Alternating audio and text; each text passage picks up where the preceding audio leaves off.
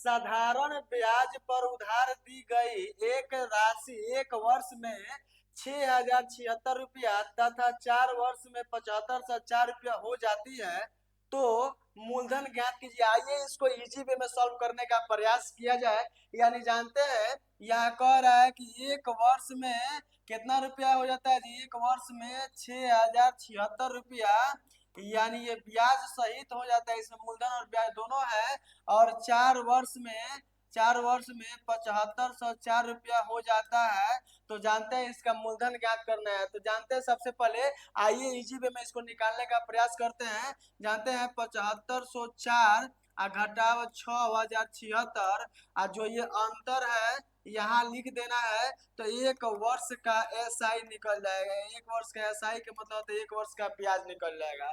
तो आइए इसको घटाते हैं। तो घटाएंगे, 14 में से 6 जाएगा तो 8 हो जाएगा। और यहाँ देखिए, यहाँ 10 है तो 1 घटेगा तो 9, 9 में से 7 जाएगा तो 2 हो जाएगा। और समझिएगा यहाँ 4, यानी 4 एकम 4 हो जाएगा। और 7 में से 6 जाएगा 1 हो जाएगा। बट्टा में क्या हो जाएगा जी? 3 है तो 3 से भाग करेंगे, 3 चौके 12 हो जाएगा, यानी 2 उतरेगा। और 3 सत्ते 21, 1 3 छक्का 18, यानी 476 रुपया। यानी कितना वर्ष का ब्याज है जी?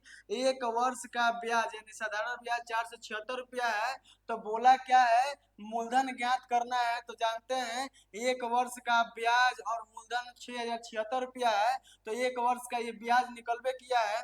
तो 6,076 में अगर 476 घटा देते हैं तो हमारा क्या निकल गया जी? मूलधन निकल गया, ठीक ना। तो यानी 6 में से 6 घटेगा तो 0 हो जाएगा। और 7 में 7 घटेगा तो 0 हो जाएगा।